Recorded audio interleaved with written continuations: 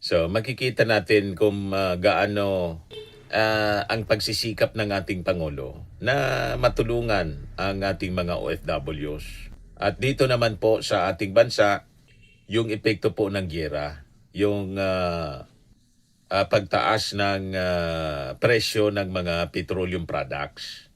Di ba? Pero panoorin muna natin yung naging statement po ni Secretary Kakdak.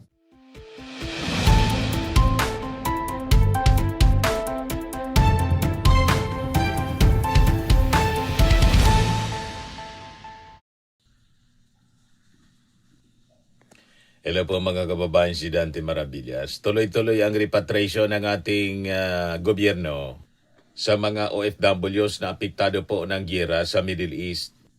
Right now, may additional 317 na mga OFWs ang kalalanding pa lang po sa NAIA. Ayan mga kababayan, ang efforts ng ating gobyerno.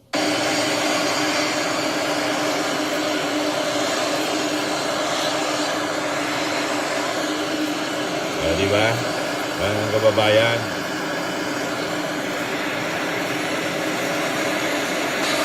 Tuloy-tuloy lang. Kalalanding lang mga kababayan.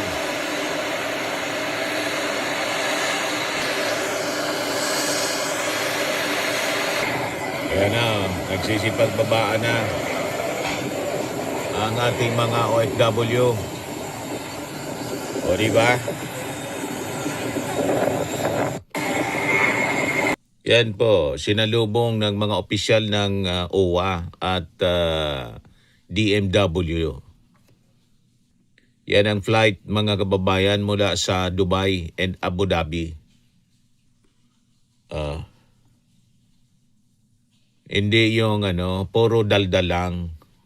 Tulad ng mga pagdadaldal ni Sara Duterte. Di ba? Yan po, mga kababayan, ang pag-asikaso ng ating gobyerno.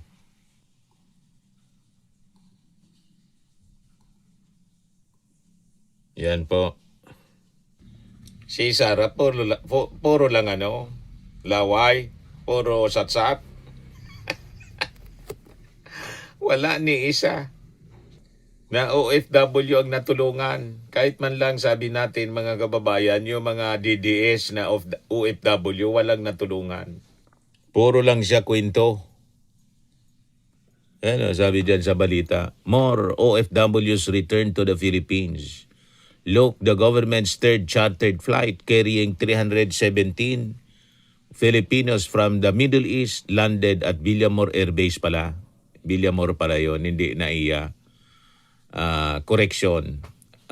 Villamor Air Base in Pasay City on Thursday. Since March 14, around 1,100 Filipinos from various countries in the Middle East have been repatriated via chartered flights due to the ongoing conflict in the region. Kala ko na sa Villamor Air Base pala yun. Tayo, pag nagkakamali ng mga detalye, kinokoreksyon na natin kaagad. Kala ko, NAIA Terminal. Villamor Air Base pala siya. Yan, Villamor Air Base.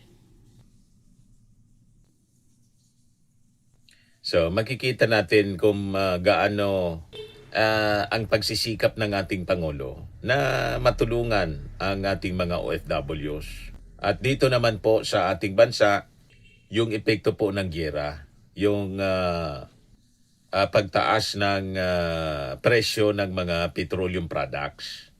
Di ba? Pero panoorin muna natin yung naging statement po ni Secretary Kakdak.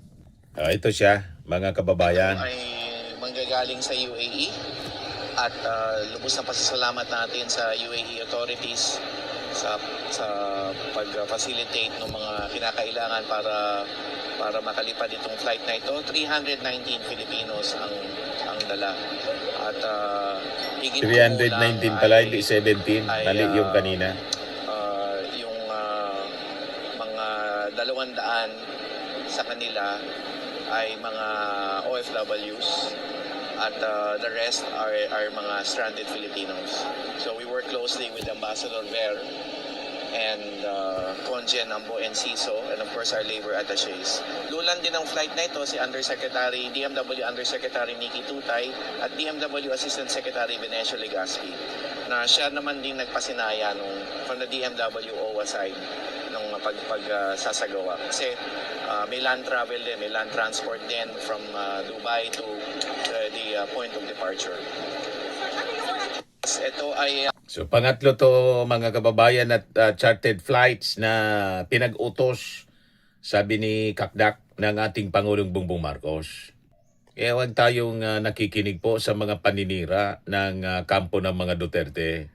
Pinalalabas, walang ginagawa. Dami pong ginagawa yung ating Pangulo.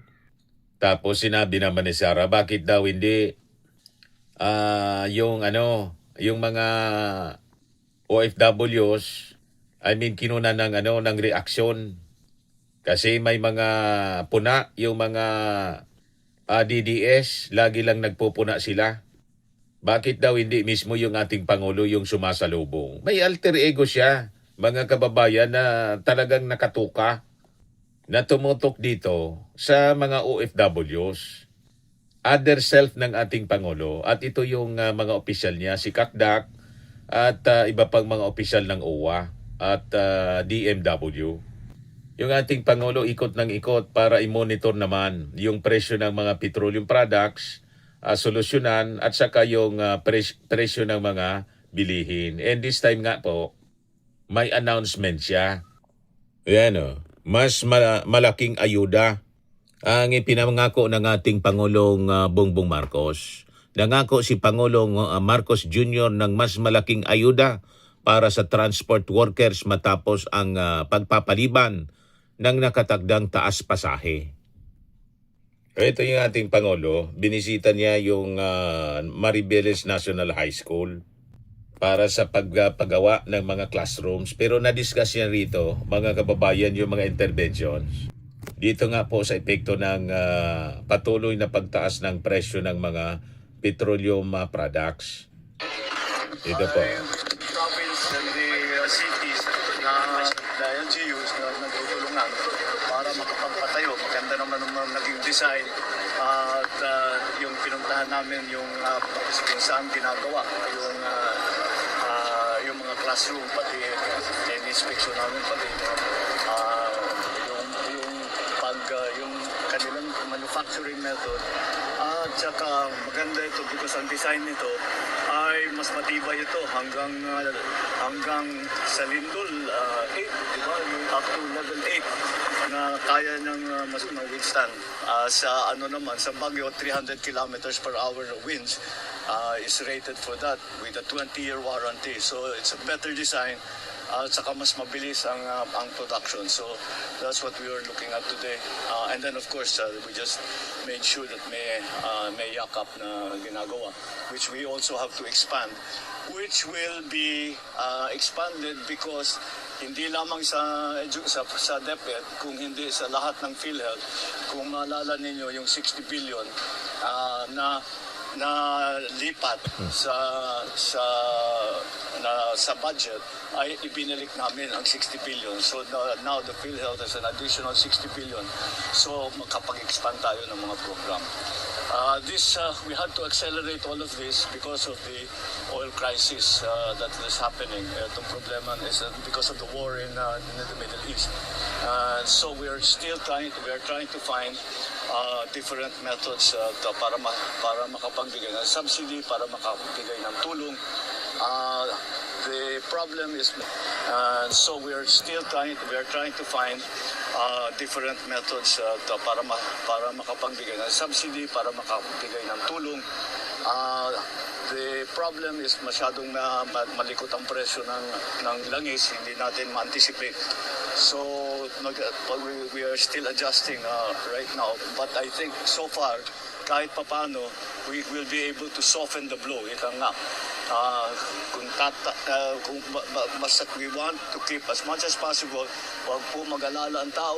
We are securing the supplies of oil, we are securing the supplies of food, And so far, sapat naman ang ating mga supply, ang ating mga naka-stock na sa langis at saka sa pagkain. Kaya ang binabantayan na lang natin ngayon ang presyuhan.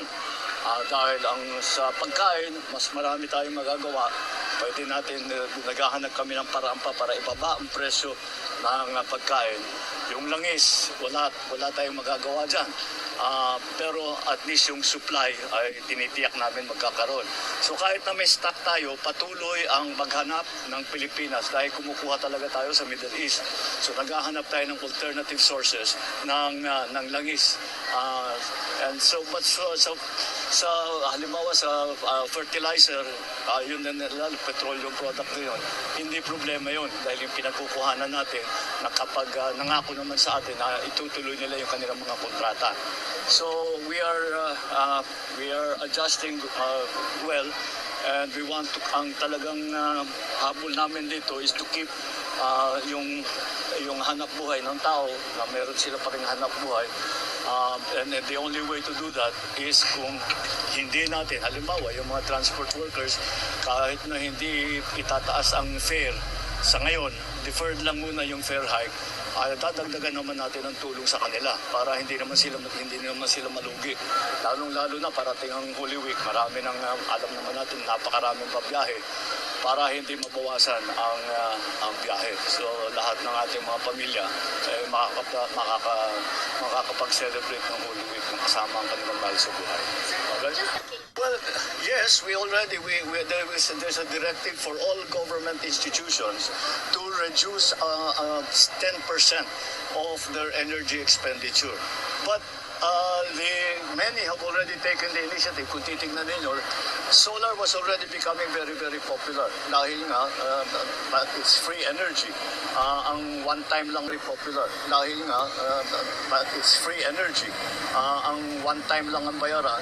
You buy the actual solar panels, you install it. Minsanan lang yun. So that has already been, but now we will accelerate that so that the load on our power plants is going to be lessened. The other thing is the power plants, yung kanilang raw material, especially the coal. We were trying to move away from coal, but because of this crisis, we'll open up again the importation, the buying of coal para hindi makulangan ang ating power plant, para sapat ang ating magiging power supply for especially in all parts of the Philippines. And so far we are all right. Okay naman ang natin. Ang supply natin for raw material for power plants, we have a sufficient supply. So we are just watching, but we are tuloy-tuloy yan, hindi namin tinitigilan araw-araw. We are talking to mga kaibigan natin mga bansa na meron silang supply na pwede natin kunin, kaya natin bilhin. We have already secured yung mga stockpile ng Pilipinas na nasa ibang bansa ay pinermiso na namin na iuwi na para magamit natin, para pahabain yung ating stockpile. Imbis na sabihin natin 30 days, pahabain natin ng 2-3 buwan. And that's what we are working on, so that halos sana matapos na yung gera, at habang may gera pa rin, normal pa rin ang magiging buhay ng ating lalo na yung mga manggagawa. Alright? So yun mga kababayan, yung mga ginagawa ng ating gobyerno. Ngayon, yung conflict sa mas lalong nag-iinit sa Middle East. Umiinit na rin yung ulo ng Saudi Arabia. Pakinggan po natin yung warning ng Foreign Minister ng Saudi Arabia. Iran's message today was quite clear, as you mentioned. The targeting of Riyadh, while a number of diplomats are meeting, I cannot see as coincidental. And I think that's the clearest signal of how Iran feels about diplomacy. It doesn't believe in talking to its neighbors. It tries to pressure its neighbors. And what I can say categorically, that's not going to work. The kingdom is not going to succumb to pressure. And on the contrary, this pressure will backfire. Will backfire politically, will backfire, I believe, morally. And certainly, as we have stated quite clearly, we have reserved the right to take military actions if deemed necessary. And if the time comes, the leadership of the kingdom will take the necessary decision. We will not shy away from protecting our country and our Nagbanta na po. resources. Possible military action. The main point here is that the Iranians continue to target economic resources and continue to attack the livelihoods of ordinary Saudis. So yun ang banta ng Saudi Arabia na ubusan na po ng pasensya. At ngayon sa latest naman po sa value ng peso, bumagsak na po yung value ng peso. 10 na po ang presyo ng $1. Ang value ng $1. Yan o. Weakest Philippine peso value in history, 60.10 against the dollar. So lalong magiging expensive yung petroleum. Pero paborito sa ating mga OFWs kasi mataas yung value ng sweldo nila kung dollar ang sweldo nila. Okay din ito sa mga mga content creators. Kasi ang revenues ng mga mga vloggers dollar. Di ba? So yan po mga kababayan yung mga latest na mga importanteng mga balita na dapat ninyong malaman. Ako po si Dante Maravillas. Bye-bye po. God bless.